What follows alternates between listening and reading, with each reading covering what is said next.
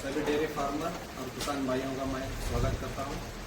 मैं डॉक्टर मोगल इरफान रहमत है।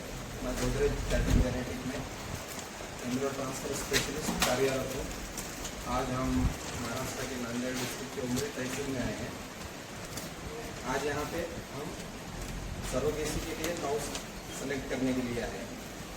तो हमारे बहुत सारे किसान भाइयों की डिमांड थी कि एक ऐसा वीडियो बनाया जाए जिसमें यह बताया जाए कि सरोगेसी के लिए क्या क्या ज़रूरी है, कैसे एनिमल को सेलेक्ट करना है। तो सबसे पहले हम ये देखें कि सरोगेसी क्या होती है। सरोगेसी यानी वो एनिमल जो एम्ब्रियो से तैयार होने वाले बच्चे का डेवलपमेंट करता है, जिसमें एम्ब्रियो से जो बच्चा तैयार होगा उसमें उसके कोई भी गुण नहीं आएंगे, वो सिर्फ उस बच्चे का पालन पोषण करेगी। लेकिन इसके भी कुछ मापदंड है। जिस एनिमल को हम सरोगेसी के लिए सेलेक्ट कर रहे हैं वो कैसे हो। तो सबसे पहले हम ये देखें कि एनिमल जो है वो सारे डिसीज से फ्री हो, यानी जो फील्ड में डिसीज फैल रहे हैं, यानी फील्ड में जो डिसीज है जैसे कि ब्रुसेलोसिस है, ट्राइकोमोनियोसिस है, एफएमडी है, लंपी स्किन डिसीज है, इन सारे डिसीज से वो एनिमल फ्री होना चाहिए। दूसरा, उसका ब्रुसेलोसिस का जो टेस्ट है वो अनिवार्य हो, क्योंकि ब्रुसेलोसिस एक ऐसी बीमारी है जिसमें एनिमल 7 से 9 मंथ में अबॉर्शन हो जाता है, इसलिए ब्रुसेलोसिस का टेस्ट जो है वो अनिवार्य है। उसके बाद जिस एनिमल को हम सेलेक्ट कर रहे हैं वो रेगुलर साइक्लिसिटी में चाहिए, साइक्लिक एनिमल चाहिए। और तीसरा, उसका बॉडी कंडीशन स्कोर जो है वो 3 से 4 के बीच होना चाहिए, ना कि ज़्यादा फैटी हो और ना कि ज़्यादा थीन हो। इसके बाद में उसका जो, अगर हम सरोगेसी के लिए एचएफ सेलेक्ट कर रहे हैं तो हीफर है तो उसका वेट 300 kg होना चाहिए। अगर जर्सी है तो 260 to 280 kg तक वेट उसका होना चाहिए। अगर काऊ सेलेक्ट कर रहे हैं तो काऊ का जो यूट्रस है वो ज़्यादा डीप ना हो, यूट्रस लॉन्ग ना हो, ये सारी चीज़ें हमको देखनी चाहिए। कितना डेट है? 21 दिवसात ना हे 7चा एम्ब्रियो नाही 7 असेल म्हणजे त्यांना इथे बरोबर सिम्पटोमेट केलेलं तिकडे एम्ब्रियो।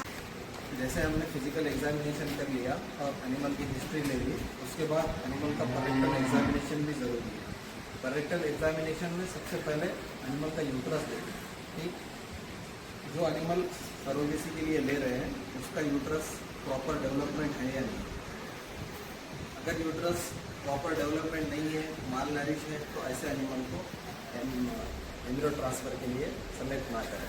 और उसके साथ साथ ये भी देखें कि यूट्रस के जो दोनों भाग हैं वो एक दूसरे से बिल्कुल अलग हो, एक साथ जुड़े हुए ना हो।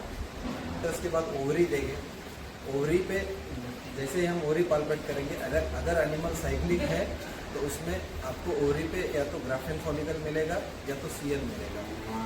तो ओवरी ठीक से देखें।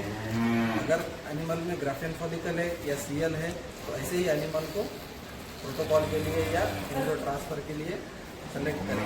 अगर किसी एनिमल में ओवरी ज़्यादा बड़ी हो तो चेक कर ले कि प्रॉपरली चेक कर ले कि उसमें कहीं सिस्ट तो नहीं है। अगर सिस्ट है तो ऐसे भी एनिमल को एम्ब्रियो ट्रांसफ़र के लिए सेलेक्ट नहीं करना चाहिए। उसके बाद सर्विक्स चेक करना चाहिए। अगर मान लो किसी एनिमल का सर्विक्स बड़ा है या सर्विक्स बेंड है, बेंड सर्विक्स यानी किंक्ड सर्विक्स, ऐसे एनिमल को भी ईटी के लिए सेलेक्ट ना करें।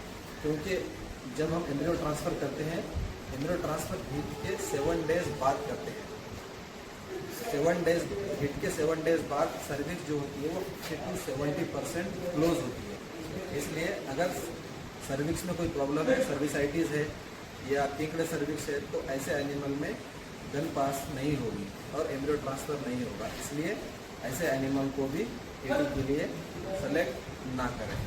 उसके बाद कोई अनवांटेड अगर ग्रोथ है यूट्रस में तो वो भी चेक कर ले। अगर कोई ग्रोथ वगैरह है या फिर कुछ अनवांटेड आपको लग रहा है तो ऐसे भी एनिमल को इसके लिए सेलेक्ट ना करें। ऐसे बहुत सारे लिए मेरे यूट्यूब चैनल को सब्सक्राइब करिए, लाइक करिए और कमेंट करिए। Thank you very much.